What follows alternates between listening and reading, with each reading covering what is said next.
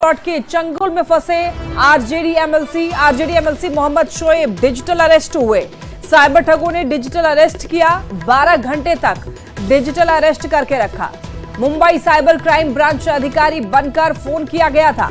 ठगी से बाल बाल बचे आरजेडी एमएलसी। साइबर थाने में इन्होंने लिखित शिकायत दी है। 12 घंटे तक डिजिटल अरेस्ट करके इनको रखा गया था।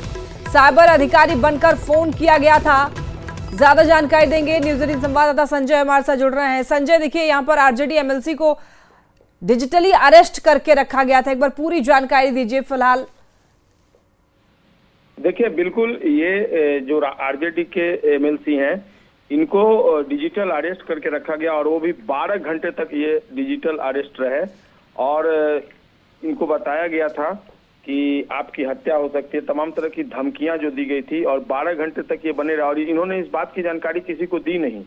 बाद में इनको जब लगा कि इनसे ठगी की जाएगी, पैसे का जब डिमांड किया गया, तब 8 अप्रैल की घटना है। तब ये 9 अप्रैल को पहुंचे पटना के साइबर थाने में और वहां पर इन्होंने लिखित शिकायत जो है वो दर्ज करवाई। उसके बाद जो 2 मोबाइल नंबर सामने आए हैं उनकी छानबीन में पुलिस जो है वो जुटी हुई है और पता कर दे कि किन लोगों ने इनको कॉल किया था और किस तरीके से ठगी की कोशिश की गई थी। लेकिन ये पहला मामला नहीं है, लगातार इस तरह के मामले सामने आ रहे हैं। आपको पता होगा कि पटना यूनिवर्सिटी की एक प्रोफेसर थी, रिटायर्ड प्रोफेसर 80 साल की, उनको डिजिटल अरेस्ट बनाकर करोड़ों की ठगी कर ली गई थी। तो तमाम तरह के मामले सामने आते हैं और अवेयर रहने की जरूरत है।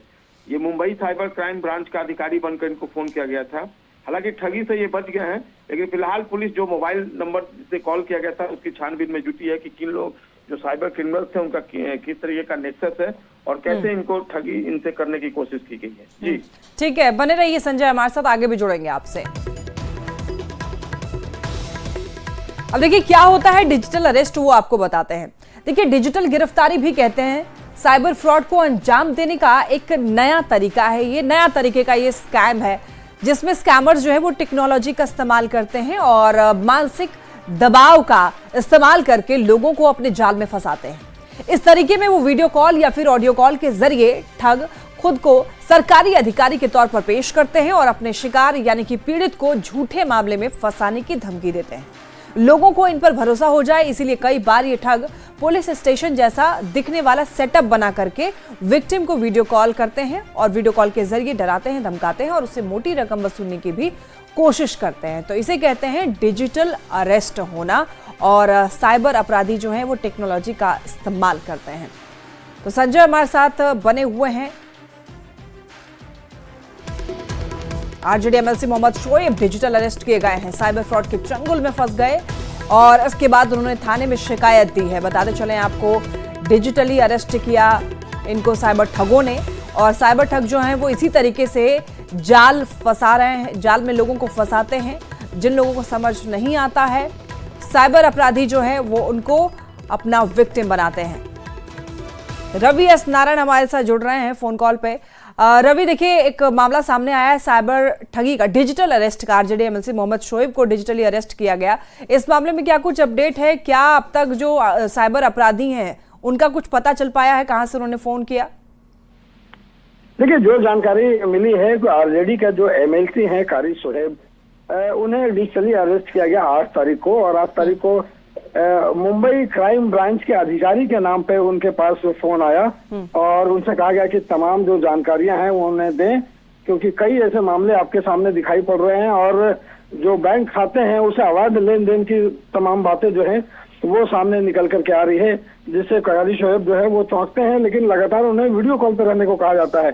और ये आपको बता दें कि 8 तारीख को सुबह लगभग 11 बजे उनको कॉल आता है और रात के 11 बजे तक लगातार रखा जाता है। और उसी दिन जो है 8 तारीख को आरजेडी में 2 बजे से प्रेस कॉन्फ्रेंस रखी गई थी।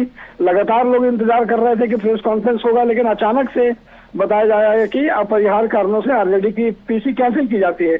जबकि अब बातें सामने निकल करके आई है कि वहां पे उस दिन उनको डिजिटल अरेस्ट किया गया था।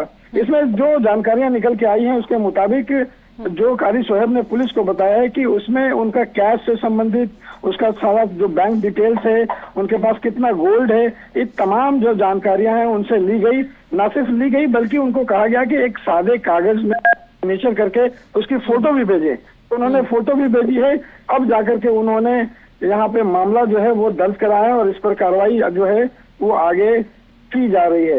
लेकिन तो रवि, उनको एकदम से कब समझ आया कि वो डिजिटली अरेस्ट हो चुके हैं और आगे कुछ और बड़ा स्कैम हो सकता है? ठीक है, देखिए वहां पे जब जिस ढंग से उनको लगातार फोन किया गया और उनके बैंक की डिटेल्स जो खुद उधर से बताया जा रहा था कि आपके बैंक खाता नंबर इतना और तमाम जानकारियां, तो उन्हें लगा कि ये कोई मामला है। उस समय उन्हें नहीं लगा, लेकिन डिजिटल अरेस्ट होने के बाद अगले दिन जब उन्होंने एक पटना साइबर सेल में उन्होंने एक अधिकारी से बात की और उन्होंने बताया कि ऐसा ऐसा फोन आया है, तो फिर उन्हें बताया गया कि ये साइबर अपराधी हैं जो ऐसे साइबर अरेस्ट लगातार कर रहे हैं। हालांकि उनके साथ एक बात जो उनके लिए ठीक ये रही कि तमाम कोशिशों के बाद भी उनके खाते से कोई पैसे की निकासी जो है वो नहीं हो पाई, लेकिन बावजूद उन्होंने साइबर थाने में उन्होंने एक लिखित शिकायत दर्ज कर दी है ताकि तमाम जानकारियों के बाद जो है उनके खाते से या उनके साथ कोई घटना जो है वो ना घटे, धोखाधड़ी की घटना जो है वो ना घटे। इसके लिए उन्होंने साइबर सेल में जो अधिकारी हैं उनसे बात करने के बाद उनको पता चला, जिसके बाद उन्होंने लिखित शिकायत दर्ज की है। ठीक है जी ठीक है रवि, बहुत धन्यवाद आपका इन तमाम जानकारियों के लिए। इस वक्त